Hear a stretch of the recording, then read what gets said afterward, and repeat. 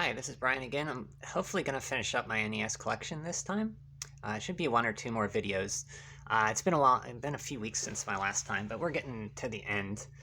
I think I left off at Monster Party not last time. I talked about this game. Really cool game with cool mechanics like hitting the enemies, the projectiles back with your baseball bat, and really awesome theme to it. It's a very weird game, but very cool. I think I mentioned wanting to try it again. Here we go. Ninja Gaiden 3, The Ancient Ship of Doom. This is my favorite Ninja Gaiden game on the NES. The graphics, the sound, all top tier, just like the other Ninja Gaidens. Typical, just like the other ones, you move from left to right, climb up. You can still climb. You can also pull yourself up on ledges, grab the bottom of pipes and such and pull yourself up. You also get a sword upgrade that increases the length of your sword in this arcing slash. Ryu also says ha ha every time he attacks, which is kind of cool. You think it'd get annoying, but it's not too bad because it's kind of not too shrill. They added a new power-up. It's this blade that shoots vertical and horizontal in the air, which is very cool. Very useful if you're jumping and there's something above you or below you. You can hit that and take out anything there. You have the fire wheel again, which makes you invincible against spikes too, which is very useful in the last level. It's the most fair Ninja Gaiden on the NES and the most unfair. What I mean is that you have limited continues on this game. That's a first for the Ninja Gaidens over here. In fact, the Japanese version for the Famicom, you didn't have unlimited continues, and you also had a password system. This one, I think you had 3, 4, or 5 continues, something like that, and then you had to start again. They also increased the amount of damage you do on the North American version, or the damage you take on a North American version. So enemies do a lot more damage to you, so you have to get hit less. It is beatable, though. It took me about probably a few weeks to beat it, but very rewarding to go through it and finally beat it. And once you do get through it, you can do it again. I've beaten this a few times. It's by far my favorite of the Ninja Gaiden games. Not the most nostalgic for me. One's still up there. But yeah, all three of them are great. If you're intimidated by the difficulty of this, play the Japanese version. It's a lot easier. There's passwords, I believe. Like I said, just an amazing game. Just the main bad guy, Clancy, I think. Wait, Clancy is like the guy who looks like Ryu. But Ryu's like framed at the beginning for beating Irene. The story is out of control. You go to a different dimension, which is Ship of Doom. And Foster from Ninja Gaiden 1, the guy who talks to you from the CIO and has you dropped into the Amazon, if you remember, is actually the main bad guy who kind of like forms into this beast. Kind of cool. I really like this game. Next up is P.O.W. or Prisoners of War. This is a side-scrolling beat-em-up. It's based on the arcade P.O.W., but this is made for NES. Really cool music. But it's like, I think that's the music for it, but it's really... there's something about this game. Like, you think beat-em-ups on the NES, you think Double Dragon 2, Double Dragon, Turtles 2, Turtles 3, Batman Returns, River City Ransom, kind of an RPG. This is an arcadey one. You start out and you break out of your cell with this explosion, and then you're just punching people. But when you punch them, it's very satisfying. They like fly a little bit, and you can kick them and punch them or jump kick. Jump kick's probably the way to go because you can take damage a lot in this game, but not as much as like Bayou Billy. It's more fair in that regards. It does have limited continues. You can get weapons like guns, and you can like shoot. They have limited ammo, so you can take your shots and clear out enemies on a distance. You have to kind of be lined up. Enemies will swamp you on the sides. You got to kind of almost know where enemies are so you can anticipate. Once you get to the jungle level, the game gets pretty hard, but it's nothing unsurmountable. And it's a short game too. There's a chopper fight at the beginning, if I remember correctly. You can rescue prisoners, I think. Or am I thinking of... I'm thinking of Guerrilla War. No, this one I don't think you do. But you can bust into these little sheds, and there's weapons there, and you fight like a whole bunch of guys in there. The music's really cool. It's SNK based on the arcade game. I never played the arcade game. I don't think this is a direct port, but it's really, really good. I highly recommend. One of the better beat 'em ups that nobody really talks about. Double Dragon 2 is probably the one everybody talks about, River City Ransom, and that such. But this one's pretty cool if you ever see it or get a chance to play it. It is difficult, but it's not long. Give it a chance. If you want to play a beat 'em up on the NES and you played most of the popular ones that I mentioned, really cool. SNK did a lot of cool games for the NES. Like we talked about Crystalis um, earlier. That's another one they did. Next up, we have Power Blade with not Arnold on the front. And this is a cool game. Like, you're this guy. This is a reskin. Like, I think it's based on a Sensei cartoon in Japan or something, like a Super Sensei cartoon or something, where you're this mechanical guy. And here, it's just you're human. You can power up and you turn into this like mech thing, but it's only for a limited time. You also have to go through and find your contact, and he gives you a card, and then you can get to the end of the level. And the levels are timed. And there's a harder mode where I think it mixes up where it places those guys. I've never done that, but I think that's what it does. The levels are kind of like almost like G.I. Joe, where you got to kind of know where to go, but you don't have to place bombs. You just have to find the guy, get the key, and then exit and fight a boss. But it's not a brutally difficult game. You can play a harder mode that makes it harder, but the base difficulty is not too hard. The graphics are good. It's fun to use the boomerang weapon and just hit guys from across the screen, and you can save your time to power up to the big guy. With I forget, I believe I forget how you power up to him, but it's like this guy in a suit, I believe, unless I'm getting that mixed up with Shatterhand, but I know Shatterhand has that too, because it's been a while since I played through this.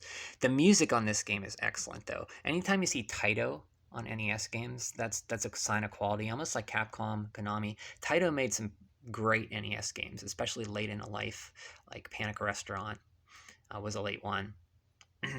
But yeah, great game. The guy is not supposed to be Arnold. I think that's actually the guy who drew the art, is what he's supposed to look like. Pretty uncanny coincidence.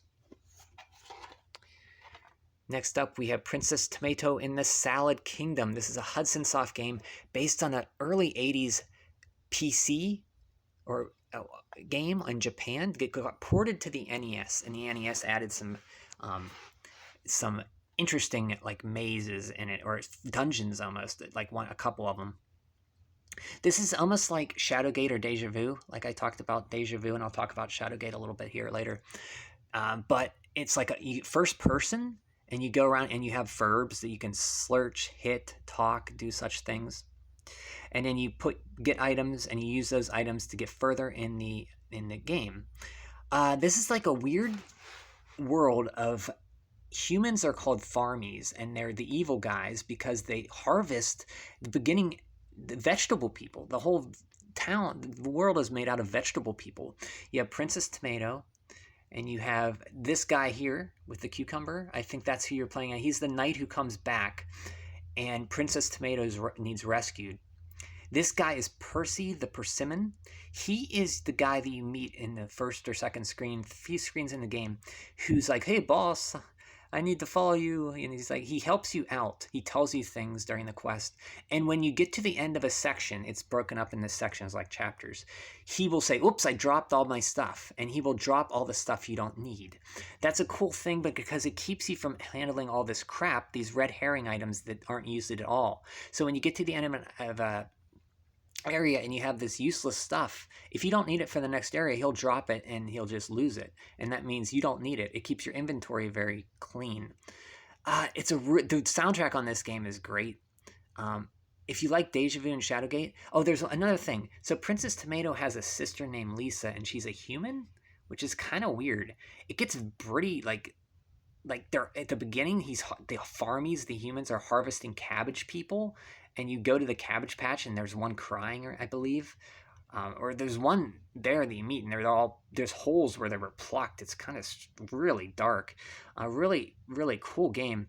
Fun if you like these type of games, give this game a try. There's a lot. They don't really make a lot of these type of games anymore, because there was a time that these games, early adventure games, are really popular, and the ones on the NES is really playable.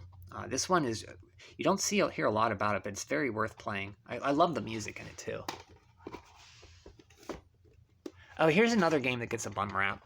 Rambo. Um, so when you think Rambo, you think, oh, it's like Contra or P.O.W. or something where you just shoot guys. And you don't really do that. This is actually an action adventure game. Almost like, think Battle of Olympus, Zelda 2, um, almost a little bit of Legacy of the Wizard. Not as that deep and complex. There's a level up system. As you kill people, you get more life, I believe, and you can get weapons. So you start with a knife, and then you can kill these. You're fighting bugs, and you go and you meet the main character, Troutman, and he sets you on your quest, and you have to go explore the world. And the map is interesting because you can go like north and south with you see N and S on the screen, and you go and you explore the area, and it kind of loops around itself, so it's very confusing even to map. But it's not too big that you can get your way through. You can't get your way through, I should say. You can do it. And then you have to follow the story. You meet the lady from Rambo 3. I forget her name. And you then go across a boat, and then you have to play bits and pieces of what your story are by meeting the next contact, and then you go from there. You have to find like a pennant, I think, for her. And it's almost like, think of it like an adventure game, like I said. Almost like Zelda 2 or Battle of Olympus. You got to find something, go back to the other person. On this big world, it's kind of open. You do get a gun eventually from these enemies, and you get like grenades, which you'll have to save the grenades for the last boss. You get some, hopefully, and you fight like, there's this weird boss at the end of Rambo from the NES. It's like this guy who shoots out Japanese kanji or something. It's fair. When I first saw it, I was like, what the heck? This game has like, it has issues, but it's not bad. It's pretty interesting. A lot of games that came out at this time, because the NES was, the early NES days was a lot of arcade, the black box ports, and later NES companies really, really made home console experiences, not just arcade experiences. They did something totally different. You got to admire that, even if it's not, a lot of people don't find it interesting or don't like it. It's very interesting, at least. And I never played this growing up. It's very, I enjoy it, but it has problems, mostly navigation. Robo Warrior. This is a very interesting game. It's like Bomberman meets Zelda, with some. You go on and you bomb the map, and you have to find a certain item, and then you can go underground with these caves that you unlock. And in the caves are the items you need to make the game easier. You get upgrades. I forget what those upgrades are, since I haven't played this in 4 or 5 years. You have to beat this game in one go. There's no saves, there's no passwords, and it's very challenging. Adding to that challenge is the level's timed. You have to do this, find the item you need to move on to the next screen, and there's some bosses too, and it's a timed rush. But there's something about this game that's very addicting. It gives me that feeling of a Zelda game. I've never played much Bomberman. I just played Bomberman Heroes and a little bit of Bomberman, some Bomberman. But this, you place bombs, blow up bushes and stuff to find the caves, to get items, to find the item you need to exit, beat a boss, and go on. It took me a while to beat, but it was something about it very hooked. So if you like Bomberman and you like an adventure game, you might want to give this one a try. I never hear anybody talk about this one. It's very common too. It's a Jalico game, but they don't say Jalico on the top, so there you go. And this was ported for the Game Boy, called Blaster Master Boy, I think. Exact port, just on the Game Boy. I haven't played that, but very interesting. I'd like to see this game come out on NES Classics or whatever, or Switch Online. Oh my, Rygar. Rygar is a game I never played as a kid. I knew about it. This game is another exploration platformer, like Metroid, like Zelda 2, where you basically have a big world. You start off, you can level up by hitting enemies with your disc arm. It's this thing that you see right here. It's like it's attached to his arm, and it's like shoots off like with a chain. As you beat enemies, you get experience, and then you level up your life. So if you want to start out, like when I first played this, I just got in the corner, got against the screen and beat a whole bunch of enemies until I leveled up. And the guy, you go into a cave, they tell you, meet this guy. I forget, he begins with a G. You meet this guy, and all the guys you meet in the cave are like these big, muscular, bearded men, and they tell you brief hints of where to go. If you play this, use the manual. It tells you a lot. One thing it doesn't tell you about is your magic system, a sail.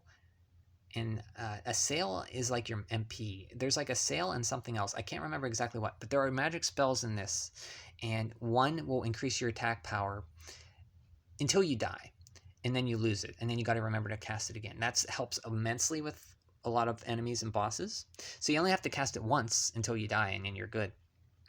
There's also one to heal yourself, and so you got to really know this will level up as you level up, and you'll get more like MP, I believe. It's a cool game. Like, the sound is great on it. The music, like a lot of NES games, I really love it. It's an open-ended adventure that's very, very cool. There's, like, it's early, too. It's an early game. And you could see that they were really finding their footing of what they wanted to do on the NES. They weren't just arcade games. Like, Rygar is an arcade game. This was totally different. It was an open-ended exploration. Like, you get items. You can get this grappling hook and swing, not grappling hook, but this thing that lets you slide down ropes, which is very hard to tricky to get to use, because you got to be just right and use the right button, which I forget what it is. It's either B or A, and you got to be at the right angle, or you'll just fall off. I only beat this once, and you see this art here. This guy's like jumping off this guy's head. You see like the disc armor there. It's really cool art. Guy looks like a Battle of Olympus guy. You got this guy back here just chilling, waiting to jump. Very cool game. But you have to beat it in one go, so there's no password. But it's, I think first time it took me 7-8 hours, I think. But I haven't played it again, but if you play it, you'll probably knock some time off. But really cool game, Rygar. And there is a sequel. I know we're not talking about this, but Rygar, The Legendary Adventures on PS2. This game's pretty cool too. It's that early kind of pre-rendered one angle fix where you kind of walk towards the screen, you go to enter another part of the screen. If you're holding down, you'll move like up sometimes, because at the position you're at on the screen. But you had a lot more combos with your moves and stuff. This isn't about this game, but this game you don't hear a lot of talk about. This is a very early PS2 game, I think. But you don't hear a lot about this one either. It was also ported to the Wii. Yeah, that's Rygar, The Legendary Adventures. But we're talking about the first Rygar. Give this one a shot if you like Metroid-type exploration games. Speaking of arcade games that were ported and made different, this is Section Z, another early Capcom game. So Capcom really changed this. The arcade game was a straight shooter. This is more of a Metroid exploration game with shoot 'em up. So if you like Metroid, you like shoot 'em ups, do this. You do have to map your levels, as I did. So you go through areas. One area will take you here, and you map it out, and so you know the best way to go. Really interesting. I don't remember much more about it than that. I remember I was addicted until I beat it. I don't have my maps anymore. I would show them. I think I lost them when I moved. I had them on a notepad, grid notepad. But you do have to map your progress in this. Otherwise, you'll just won't know where to go to proceed. But it's really cool open-ended game like Rygar. A lot of these games were doing that. They weren't just shoot 'em, shoot 'em, shoot 'em. They changed them, like Guardian Legend. They did that too. So it's really awesome that they did that. You could see that Capcom, was trying stuff. The Mega Man, that was their first one. They made their first mascot, or their first attempt at a console-developed game series. This one, they took an arcade game, Section Z, which was a straight shooter and a more open-ended exploration. Really cool.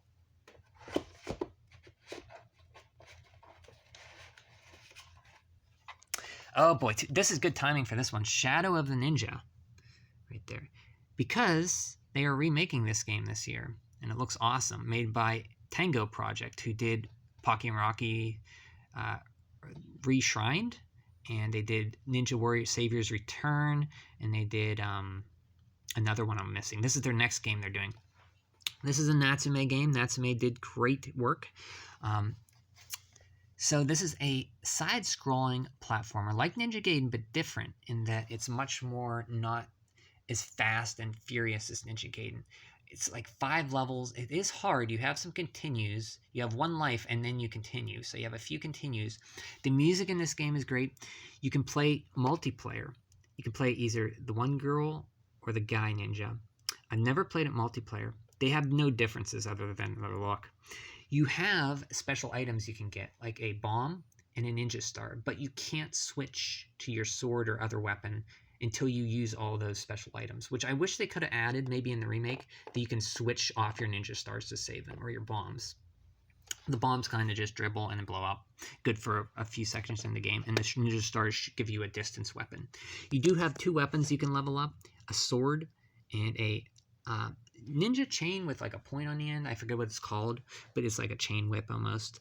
And they level up in power when you get these certain objects. There's the grappling like Ninja Gaiden 3 that you grab an object and you flip up. And there's also the enemies are much more pattern based than Ninja Gaiden 3. A lot of enemies you have to wait for an opening and go a swing and attack them, like these big guys that throw arcs of grenades. You have to wait, or these guys that only leave their shield down and shoot at an angle, drop their shield, and then you can shoot them. You have to wait for them to shoot at an angle, and then you can hit them, or so forth. Much more not as fast paced. Ninja Gaiden's all about getting in that groove. Shadow of the Ninja is more thinking, memorizing enemy patterns, taking your time. Cool bosses in this game. There's a big tank. There's a guy like a mech fly thingy on one of the first levels that like drops in this weird pattern that kind of falls you, and you gotta realize how to avoid him. And the last boss is the last stage is really cool. You like going up this auto-scrolling part and you fight this guy at the end that has a cool. It's very satisfying to get his pattern down. This is one of those games. A lot of NES games, I beat it once and I'm like, I want to play through that again, and then you play it again, and then you're so much better. Like, it gives you the confidence of just beating it. That's what I love about NES games. People say they're hard, and they're hard, but once you get it down, man, it's just so satisfying to go through it again. And you do it so much quicker, and then you can do it quicker and quicker. So satisfying to do. And the remake, I'm really excited for. I think it's coming this winter, because I haven't heard anything else about it. They did mention in this trailer that it's coming 2024, so we'll see.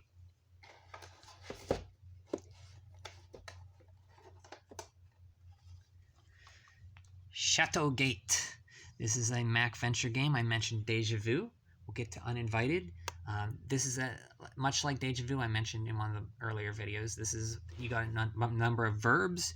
You go into this castle. You have to find your way in, and the music's real spooky. You have torches, almost like a timer, or your torches. So you want to collect torches to light, because once the light runs out, you can't see, and you're dead. There's cool ways to die in this game, and you will die, but it's cool to see the stills and the graphics that they have for when you die.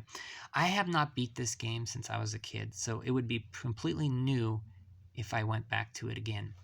But the music in this game, especially, is great. Just awesome. It's one of those games like Princess Tomato where you have to try everything and get all the items you need. Unlike Princess Tomato, though, there's no way to know what items are needed, and not because there's no Percy the Persimmon to drop it and clear out your inventory. I would love to play this again and just learn it again, because it's been forever since I tried it. But Shadowgate's great. Just listen to the soundtrack even if you don't want to play the game. Like, it's really good soundtrack. The annoying one is when the candles, almost like when the candles start running out, there's this real high tension music that really gets to you. Like Sonic when he runs out of air, it's that do. But this is really, really dreadful music. That, not dreadful as in bad, but really makes you anxious. And this got a remake on this PS4, I think, and other consoles. For within a few years, I think.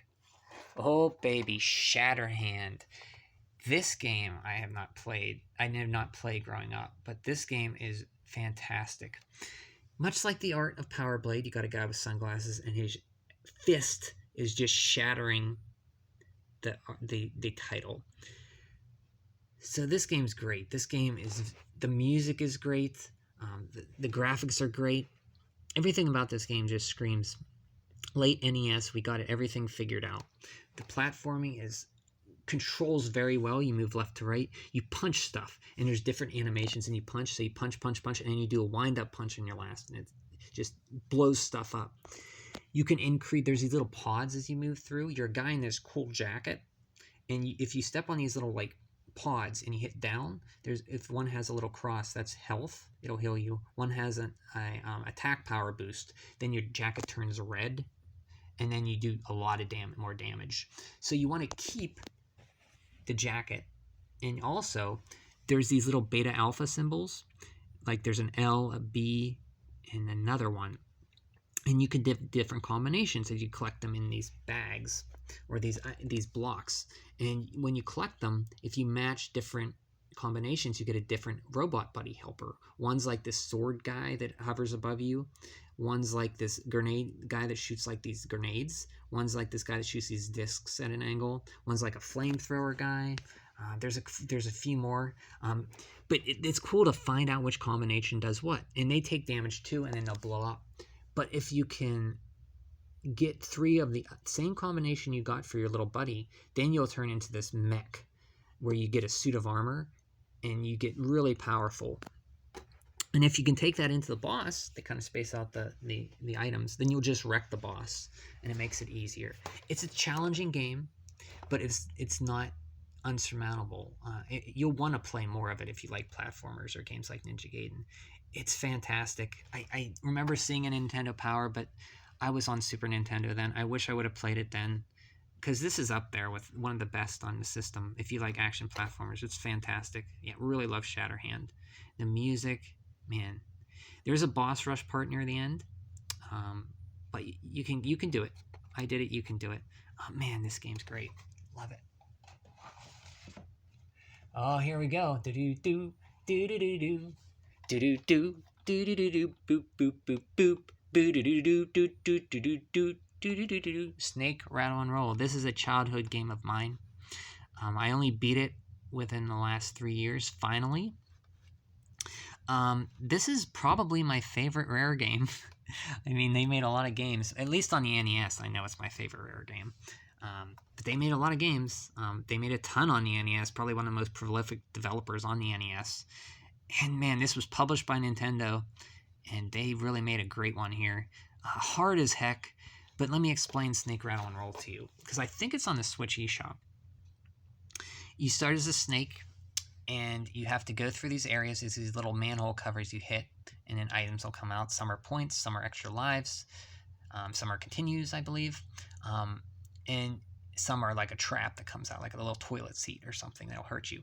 And you start off with no tail, and you have to eat these little balls, like called nibbly pibblies, and that's what these guys are. And then when you eat them, you get a longer tail, and then you have to eat them and keep eating them until you get long enough and heavy enough to find the scale and step on the scale right there, and that will open and exit to move to the next level. Sounds easy? Well, at first, yeah, it's pretty easy, but then they start throwing nibbly pibblies that fly away, nibbly pibblies that will jump away, nibbly pibblies that are bombs that you think it's a nibbly pibbly and it will hurt you, and it'll just blow up and hurt you. So it's harder to farm them. And also when you take a hit, you lose your tail and your time too. So you want to eat the most efficient nibbly pibblies while getting heavy. And the hard part, that's hard, but the hard part, not only that getting harder, but the platforming on this game, because you're isometric, the angles and the jumps you have to make, like around a corner or up a platform, you can't really judge it at first. You kind of got to get the feel for it. It's very difficult. Then they start adding ice, and you got to kind of trigger the controller to keep hitting it so it doesn't fall off. And then you got to do jumps around corners on ice. And the last jump of this, the hardest jump in this game is the ice level. You have to jump around a corner on this ice that slopes one way, and then there's a slope to the exit. And you have to keep jumping, and there's this anvil that jumps on in the middle. So you got to jump and miss it, and then you got to keep, because you'll slide if you stay there. So you got to keep jump, and then hit this jump across into this exit. And it's very hard, but very rewarding if you finally do it. And then there's the last boss. There's bosses in this that are just giant feet, and you have to hit them with your tongue. You attack with your tongue. You can get a tongue extension that makes you hit further away. And there's one of the boss with the big foot. Fantastic game, fantastic music. Published by Nintendo. Nintendo knew they had something here, and you never hear about it.